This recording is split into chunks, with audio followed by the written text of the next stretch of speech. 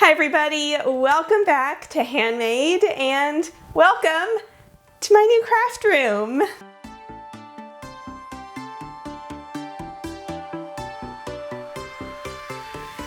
So my roommate moved out about a month ago, and rather than try to find a new roommate, I decided to use his room to turn into my new craft studio. And today I'm going to give you a tour. Prior to this, about half of the stuff in here was out in the living room and the other half was in my bedroom. So it is so nice to finally have everything all in one place. It had also been about a year and a half since I last went through all of my craft supplies, so they got pretty messy. So this gave me a reason to go through everything, reorganize everything. So let me show you around.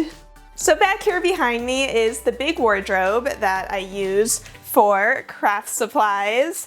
It used to be super messy, but I have since cleaned it up. So starting from the top, we have 3 storage boxes, which house old DIY projects, felt, and a spray paint. That used to be where I kept all of my holiday supplies, but I actually moved those to storage boxes in the kitchen because I'm not a cook. I just don't have a lot of kitchen stuff. Moving down in these storage boxes, we have rubber stamps, tissue paper, 5 boxes of fabric, and then 1 box of just random things in Ziploc bags like rhinestones and corks and feathers and just random craft supplies. Moving down the shelf are all of my little tackle boxes, and you can see on the labels what is in each of them. In front of that is embroidery thread, and then in this cabinet, the top drawer has just random drawing supplies, and the bottom drawer has all of my washi tape. And yes, I know that I have a lot of washi tape. On these 2 shelves is all of my paper, all separated out into magazine holders. Also just random canvases and cork squares and like sandpaper and construction paper, anything paper-like. And I also have this, which holds all of my stickers, and that just sits in front here. Another thing that I did is I separated out all of my little scraps of craft paper so that it wouldn't all get mixed up with all of the larger pieces in the magazine holders behind there. If I just need like a tiny little bit, I can go through here and use up these little scraps and not have to use up an entire piece of paper. In this compartment over here is wrapping paper, tension rods, long rulers, anything tall can live there in that box. And next to it is cutting boards, large pieces of paper, anything, again, tall that can all just kind of sit near each other. And then down here I have masking and packing tape.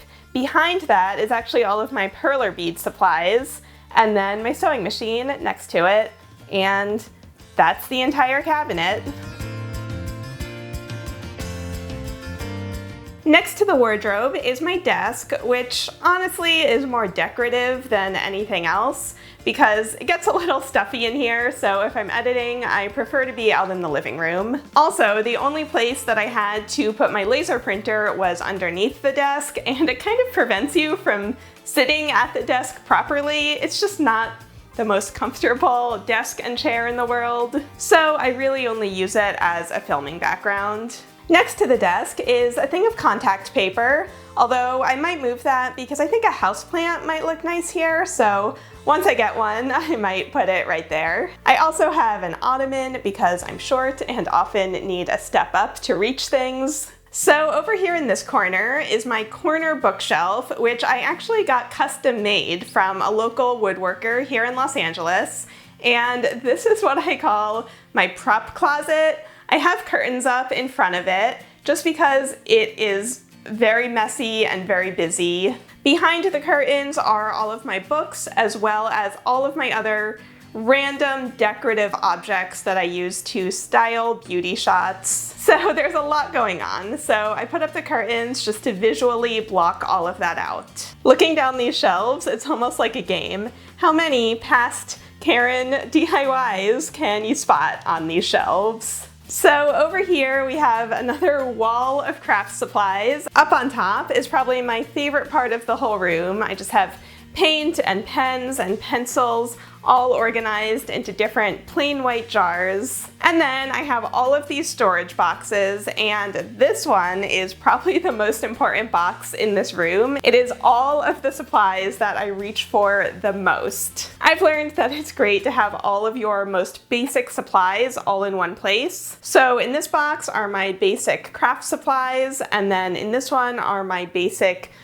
more heavy-duty tools. The third box just has Ziploc bags and various clips, and then the fourth box is empty because it's always good to leave yourself room to expand. Alright, so now it is time to take a little look through what is in each of these boxes. In here we have all of my ribbon. Next we've got more tools. These are cutting tools that I don't use quite as much as the ones that I have up on top. And then another box of even more tools. Again, these are like more electronic things or just random tools that I don't grab all that often. Down here we have the floral box. So I just have bags of random greenery and faux flowers and flower pots and styrofoam. Next we have a box full of string and wire. In this box is just my cloth drop cloth, which I use when spray painting. Down here is a miscellaneous box with just random supplies, straws, cardboard letters, like silicone molds. This is my blank projects box. So like blank notebooks, t-shirts, tote bags, just blank stuff that I can craft onto. And then we have the box of beads, and these are all separated out into bags by color. Moving on to this side, this is my sewing box. So thread, anything that goes with my sewing machine, patterns. Next we have all of my glue. So these are all of my liquid wet glues. And then the box next to it is more adhesives. After that, we actually have 3 boxes of paint, and I'm not gonna get them all out because they're pretty heavy, but I just have a lot of different types of paint. There's also glitter mixed in there. Moving on to the bottom, we have 2 boxes of wood projects. I bought a ton of clothespins for a project ages ago, so I still have bags and bags of clothespins.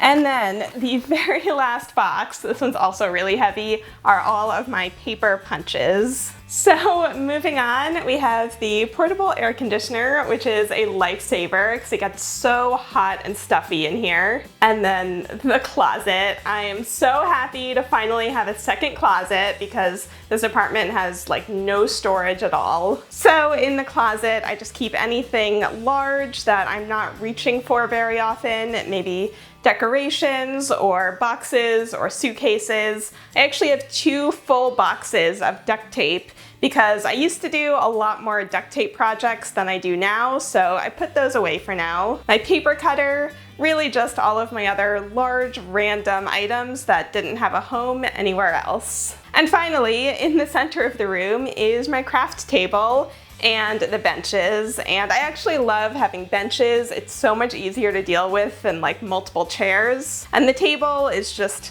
plain white, really simple, and perfect for crafting onto. So I hope you liked that tour of my studio. I would love to know in a comment, how do you organize your craft supplies?